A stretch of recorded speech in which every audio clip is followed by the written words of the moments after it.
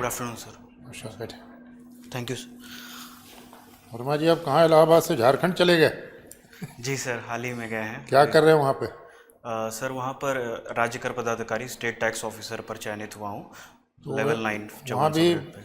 Hierarchy इसी तरह से जैसे उत्तर प्रदेश में है या दूसरे तरह की है? सर लगभग सेम है, बस एक चीज़ का डिफरेंस ये रहा है हाँ हाँ कि वहाँ पर स्टेट टैक्स ऑफिसर हाँ लेवल 9 5400 पर है। हाँ हाँ। हमारे यहाँ उसी को कमर्शियल टैक्स ऑफिसर 4800 ग्रेड पर है। तो आपके ऊपर असिस्टेंट कमिश्नर वहाँ भी हाँ, होते हैं? वहाँ level 11 assistant commissioner 6600 grade pay पर है।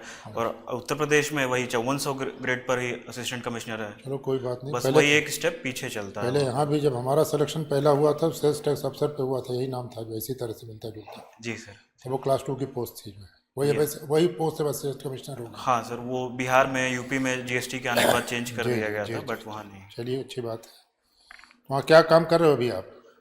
सर अभी तो दिसंबर से ही ट्रेनिंग स्टार्ट हुई है। अभी ट्रेनिंग में ही हो? हाँ सर, अभी फाउंडेशनल ट्रेनिंग हुई थी जिसमें सारी सर्विसेज के सभी कार्डर के लोगों को लबासना के तर्ज पे एक साथ रखा गया था, जिससे हम लोग आपस में कहाँ बेस्ट। ट्रेनिंग होती है झारखंड में? रांची में ही? हाँ सर, रांची में है। अच्छा अच्छा, चलिए अच्छी बात है। तो आप फिर उत्तर प्रदेश वापसी चाहते हो?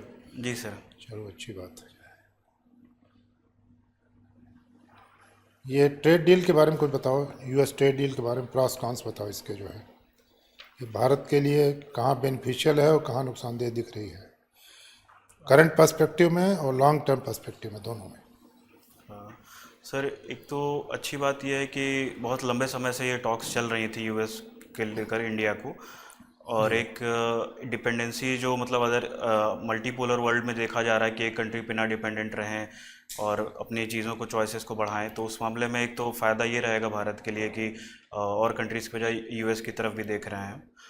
और सर नेगेटिव पर्सपेक्टिव्स में अभी ये है कि जैसे रशिया से हम लोग काफ़ी ऑयल वगैरह का इंपोर्ट कर रहे थे, तो जब ये यूएस की तरफ से जब हम आ रहे हैं स्ट्रेट डील में, तो एक नेगेटिव जा रहा है मैसेज को रशिया को कि हम यूएस पे डिपेंड हो रहे हैं और हमारी पॉलिसीज़ कहीं उनकी तरफ इंक्लाइन ना हो जाए। तो इसको थोड़ा सा लॉन्ग टर्म पे बैलेंस करने में मतलब डिप्लोमेटिक टॉक्स वगैरह बहुत हेल्प करेंगी, तभी हो पाएगा सर।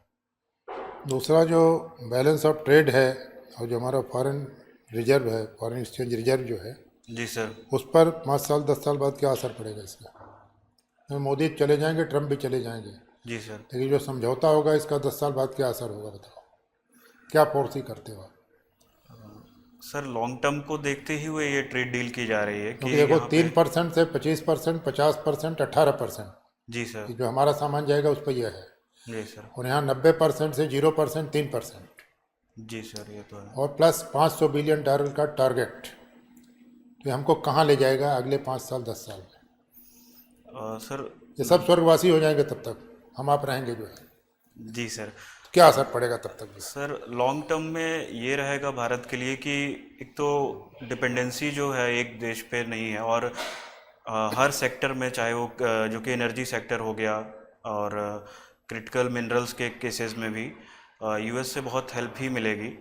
हालांकि मतलब ये देखना पड़ेगा कि लॉन्ग टर्म में ये देखा जाता है कि बीच बीच में चीज़ों को डायनामिक रखना पड़ेगा, सिर्फ एक कांस्टेंट पॉलिसी पर चलने से दिक्कत तो आएगी। क्रिटिकल मिनरल्स में तो यूएस भी भिखारी है, हम भी भिखारी हैं, सब चीन पर डिपेंडेंट है।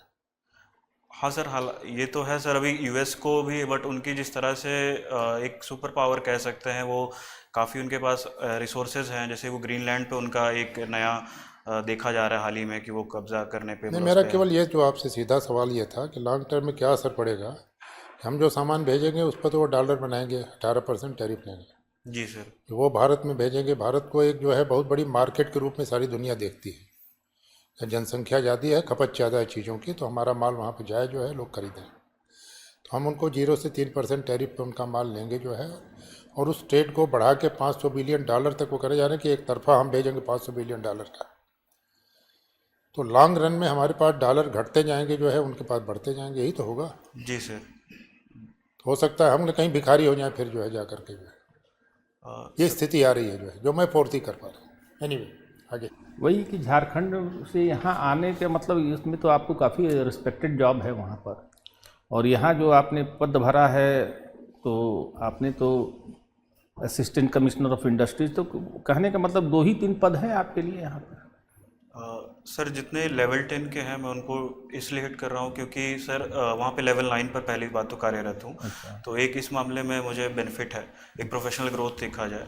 सेकेंडली सर झारखंड और यूपी में यह है कि यूपी मेरा होम स्टेट है, तो इस कारण से यहाँ पर वापस आना चाहता हूँ। झारखंड के बारे में, जो झारखंड का सबसे बड़ा प्रॉब्लम है आज के डेट में, जब से ये स्टेट बना, जी सर। कहा जाता है कि छोटे स्टेट बनते हैं तो उनका डेवलपमेंट हो, लेकिन झारखंड का डेवलपमेंट नहीं हुआ है। क्या आप सहमत हैं इससे? सर काफ़ी कहा जाता है ना कि छोटे छोटे एडमिनिस्ट्रेटिव डिवीजन बनाए जाएंगे तो उसका डेवलपमेंट के लिए मतलब बनाया जाता है कि डेवलपमेंट होगा, वहाँ के लोगों का मतलब एडमिनिस्ट्रेटिव रीजंस दिए जाते हैं। जी सर। तो क्या ऐसा झारखंड में तो हुआ नहीं? सर काफ़ी हद तक सहमत भी हूँ, थोड़ा सा असहमति भी रहता हूँ इस पे कि वहाँ पर एक तो कोल जैसे मिनरल्स के मामले में बहुत रिच स्टेट रहा, बट एक टर्मिनोलॉजी रिसोर्स कर्स वो झारखंड फेस करता रहा क्योंकि जो बेनिफिट्स हैं वो लोगों तक पहुंच नहीं पाए। वहाँ पे पॉलिसी पैरालिसिस जैसी चीज़ें रहीं, इंस्टेबिलिटी इन द गवर्नमेंट रहा देखा गया हो। दूसरा है कि सर स्टेट एक बहुत बड़ी प्रॉब्लम से जूझता रहा हमेशा से, नक्सलिज्म इफेक्टेड, और सर सोशल इंडिकेटर्स में भी काफ़ी बैकलॉग रहा वहाँ पर। और इस कारण से मतलब स्टेट में उतनी चीज़ें बेनिफिशियल नहीं हो पाई। फिर भी comparatively to the in the पिछले 25 सालों में जो कि एक सोलर जुबली हाल ही में मनाया झारखंड ने, उसमें एक प्रोग्रेस देखी गई है कि बहुत ही नेग्लिजिबल प्रोग्रेस है। जो सोच के बनाया गया उस पर वो पैरामीटर पर कहीं खरा तो उतरता नहीं है। ह्यूमन डेवलपमेंट इंडिकेटर्स जितने भी झारखंड के आप उठा लीजिए, पूरे इंडिया में कहाँ एग्जिस्ट कर रहे हैं। जैसे फिर ट्राइबल डेवलपमेंट की बात हो रही थी, जी सर, तो क्या झारखंड स्टेट बनने के बाद क्या ट्राइब्स का डेवलपमेंट हुआ, प्रोग्रेस हुआ, कुछ वहाँ के लोगों का जीवन स्तर सुधरा? हाँ सर, एक तरह से जो पहले समाज से वो कट ऑफ रहते थे ट्राइबल्स, वो इनका इंटीग्रेशन मेन समाज में हुआ है तो उन्हें बेनिफिट्स बहुत मिले हैं। फिर वो चाहे किसी भी इंडिकेटर्स में देखे जाएं, उनका डेवलपमेंट देखा गया है सर। अच्छा, एक शब्द है, टर्म है इलीट फॉर्मेशन, जानते हैं? इलीट फॉर्मेशन, जो रिजर्वेशन मिला ट्राइबल को, तो उसके जो इलीट, जैसे कोई एसपी है, जी सर, उसका बच्चा ही एसपी होगा, दूसरे ट्राइब से नहीं। जी सर, उसी समाज के दूसरे लोग नहीं हो पा रहे। जी सर, एक इलीट फॉर्मेशन का चाहे मिनिस्टर है, उसी का लड़का मिनिस्टर, तो आप देख रहे हैं। जी सर, भाई झारखंड में यही हो रहा है। जी सर। तो क्या आखिर जो रिजर्व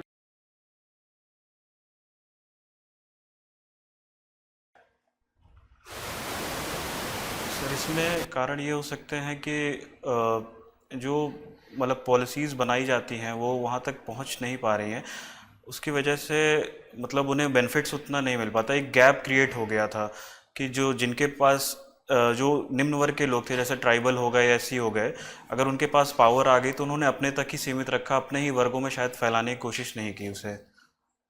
झारखंड के पॉलिटिक्स में एक आउटसाइडर और इनसाइडर की बात होती है, पॉलिटिक्स में चलता है कि बाहरी जो आए, वहाँ जो माइग्रेंट्स आए, और इनसाइडर जो ट्राइबल्स थे, उनके बीच हमेशा कुछ ना कुछ कॉन्फ्लिक्ट वगैरह चलता है। इसके बारे में आपका क्या कहना है? सर ट्राइबल्स में ये देखा गया है कि वो जब भी उनके भीतर में कोई बाहरी व्यक्ति आता है तो उसको वो अलूफ मानते हैं क्योंकि वो उनके कल्चर का पार्ट नहीं है। उनके मन में या सदियों से ये एक माइंड सेट हो गया था कि वो उनके कस्टम्स को, उनके ट्रेडिशंस को शायद तोड़ देंगे या उनके राइट्स का वहाँ पर हनन कर देंगे। तो ये एक बैकलॉग शायद ब्रिटिशर्स के टाइम से रहा है और इस कारण से वो चीज़ें चली आ रही। हालांकि जो नए जो डेवलप्ड हुए लोग, जिनकी जो नए समाज से इंटीग्रेट होना शुरू कर दिए, उनके में ऐसा देखा गया कि इतनी चीज़ें अब नहीं रही हैं। कुछ पॉलिटिक्स में चीज़ें ऐसी रहती हैं कि वो इस बात का फ़ायदा ज़रूर उठाते हैं कि एक बाहरी और एक अंदर वाले को लेकर, कि जिससे मतलब एक डिफरेंस क्रिएट कर पाए। वो एक नेगेटिव तत्व तो खैर पनपता ज़रूर है सर उसके कारण से। अच्छा, यहाँ डीएम कहा जाता है, वहाँ क्या कहा जाता है? सर डीसी कहते हैं, डिस्ट्रिक्ट कमिश्नर। डिस्ट्रिक्ट कमिश्नर कहते हैं। District commissioner? हाँ, डीसी। Deputy commissioner? नहीं सर, डीसी ही कहते हैं। डिस्ट्रिक्ट डिप्टी कमिश्नर और district commissioner, what are you telling? DC means? Sir वहाँ पे डिस्ट्रिक्ट कमिश्नर सर कई मतलब मैक्सिमम जगह पर डीसी ही कहते हैं सर। डिस्ट्रिक्ट कमिश्नर है, लेकिन एक डीसी का मतलब डिस्ट्रिक्ट कमिश्नर। ठीक ठीक। रियल टर्मिनोलॉजी डिप्टी कमिश्नर ही है, डीसी कहते हैं जो है जी सर। लेकिन उसका फुल फॉर्म डिप्टी कमिश्नर है। थोड़ा ध्यान दीजिए। अच्छा। यूपी में भी जब यूपी उत्तराखंड एक था तो उत्तराखंड में डिप्टी कमिश्नर ही डिजिग्नेशन था, कलेक्टर नहीं कहते थे। हाँ अभी आपने एक टर्म यूज़ किया सर से बातचीत के दौरान, रिसोर्स कर्ज का। यस और सर। आप जब बात आपसे चल रही थी कि झारखंड का विकास नहीं हुआ, जबकि खनिजों का भंडार है, छोटा नागपुर पठार क्षेत्र है जो कि इंडिया में वन ऑफ द रिचेस्ट जी सर। रिसोर्स सेंटर कहा जाता है। तो रिसोर्स कर्ज से एक्चुअल क्या मतलब?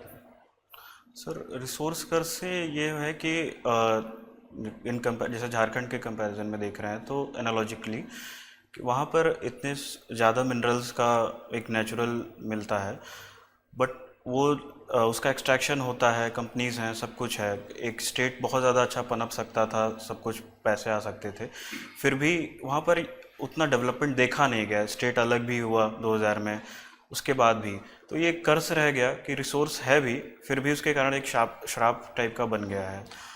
चलिए, यही जो टर्मिनोलॉजी आपने यूज़ किया है, यही आजकल उन कंट्रीज़ के बारे में भी यूज़ की जा रही है, लाइक वेनेजुएला की बात जब हम करते हैं, या ऐसे जो रिसोर्स रिच हो बट वो पावरफुल ना हो। जी सर। और उस पर कहा जा रहा है कि कहीं फिर जो बड़े देश हैं, पावरफुल देश हैं, वो अपना सिक्का जमा सकते हैं। जी सर। यही सेम चीज़। तो ऐसी कंडीशंस में यूएन का रोल क्या है, और क्या आपको नहीं लगता कि यूएन पूरी तरह से अब प्रासंगिक हो चुका है? सर यूएन का रोल यहाँ पर यह है कि जब भी जनरल मीटिंग्स होती हैं उसमें देश बैठते हैं आपस में, जो भी उसमें अगर मुद्दे उठाए जाएं तो जो सुपर पावर्स हैं खासकर, और जो हेजीमनी क्रिएट करने के लिए मतलब हैं वर्ल्ड में, उन पे किसी न किसी तरह के सैंक्शंस या उस टाइप की चीज़ें जो अगेंस्ट में उनके जाएं उसको करना चाहिए। और रेलेवेंस आज की डेट में यूएन का जो भी पास्ट हैपनिंग्स हुए विद इन द 2-3 ईयर्स, चाहे रशिया यूक्रेन वॉर रहा हो, चाहे चाइना के कुछ हैपनिंग्स हुई हों, उसको देखा गया है कि हाँ उनका रेलेवेंस थोड़ा सा पहले से कंपैरेटिवली कम हुआ है। तो उसमें रिफॉर्म्स की सर बहुत आवश्यकता है आज की डेट में। अदरवाइज़ ये वर्ल्ड में मतलब 2 ही 3 फिर सुपर पावर्स प्रॉपरली एक फ्यूचर में भी वही बनी रहेंगी सर। चलिए, ये बताइए कि जो ये रीजन है छोटा नागपुर पठार वाला, ये यहाँ आयरन स्टील इंडस्ट्रीज़ का कंसंट्रेशन बहुत ज़्यादा है। जी सर। क्या कारण है उसका? सर उसका है कि वहीं पर मतलब कोल के हैं, रिफाइनरीज हैं, और सर रिवर्स का है भी तो वॉशरीज वगैरह में भी यूज़ करने में आसानी पड़ती है। आयरन स्टील इंडस्ट्रीज़ के लिए जो मेजर जो रॉ मटेरियल्स हैं वो क्या क्या है?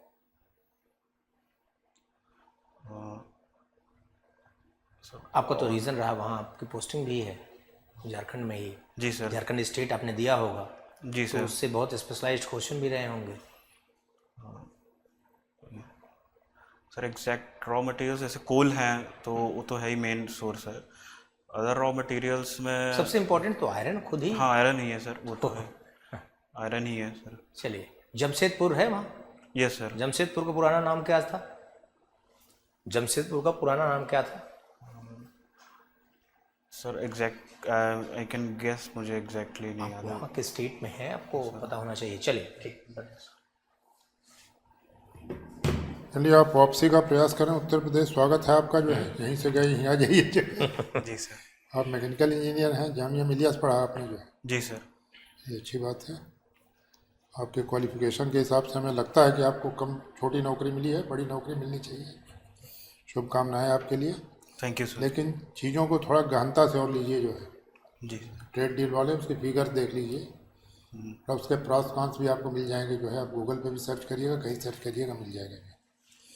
प्लस इंटरव्यू के डेट के दिन भी अखबार की हेडलाइंस जरूर देख लीजिए। जी सर। अगर कोई राष्ट्रीय अंतर्राष्ट्रीय महत्व की चीज़ उस दिन दिखती है तो उसको भी थोड़ा देख के जाइएगा, तो हो सकता है प्रश्न वहीं से पैदा हो जाएगा, होता है अक्सर। ठीक। तीसरी चीज़ जो अभी AI समिट हो रही है, हाँ सर। इस पर जो है रोजगार पर क्या असर पड़ेंगे, कितने लोग बेरोजगार हो रहे हैं, क्या हो रहा है, इसका डाटा भी जगह जगह आ रहा है। जो है जी सर। उसको भी आप एनालाइज कर सकते हैं। कौन सी कंपनियां कितने लोगों की छटनी कर रही हैं, कितने लोग घर वापस आ रहे हैं। जो है इसका USA में जो भारतीय टेक्नोक्रेट्स गए हुए हैं उन पर क्या असर पड़ने वाला है, इन सब चीज़ों को और गहनता से देखने की ज़रूरत है। बाकी आप इंटरव्यू फेस कर चुके हो, ऑलरेडी सर्विस में हो, नई चीज़ आपके लिए है नहीं। जो है जी सर। यहाँ भी कोई इंटरव्यू दिए हो नहीं, यूपी में भी? नहीं सर, यहाँ पे फर्स्ट पहला है, हाँ उसमें पार हो जाएगा तुम्हारा। शुभकामनाएं। Thank you sir. जमशेदपुर को पहले सिंकची कहा जाता था। Sorry sir. सिंकची सिंह बाद में हाँ जमशेदजी टाटा के नाम पर पड़ा है ना। साक्षी कहा जाता है। सिंकची सिंकची। हाँ सिंकची प्लेस था, वो सिंकची था। उसको बाद में जमशेदजी टाटा के नाम पर, जी सर। है ना। झारखंड में हो तो झारखंड से संबंधित क्योंकि प्रश्न आ सकते हैं। आप उस स्टेट पीसीएस में हैं। हाँ, आप केवल वहाँ कोई ऑर्डिनरी नहीं, आप स्टेट पीसीएस में हैं, तो कंपटीशन के थ्रू ही तो गए होंगे। हाँ सर। तो इसलिए थोड़ा सा वहाँ के बारे में वहाँ के बारे में प्रश्न आ सकते हैं आपके हाँ, सामने। झारखंड का प्रॉब्लम आज इसीलिए मैंने उस तरफ थोड़ा सा मुड़ा। लेकिन जो ताज़ी घटनाएं हो रही हैं देश ठीक में, सर, विदेश उसको में, और एनालाइज कर लेंगे। संसद में, कहीं भी हो रही हो। अभी संसद मान लीजिए अभी छुट्टी पर है, इसके बाद शुरू होगी, तब तक तो आपका इंटरव्यू निकल जाएगा जो है। लेकिन उन पर निगाह सब पर रहनी चाहिए जो है। तो सबके बारे में थोड़ा बहुत तथ्य पता होना चाहिए, जितना होना चाहिए सामान्य आदमी को। चलिए, अच्छी बात, शुभकामनाएं। बहुत ढेर सारी शुभकामनाएं। Thank you sir.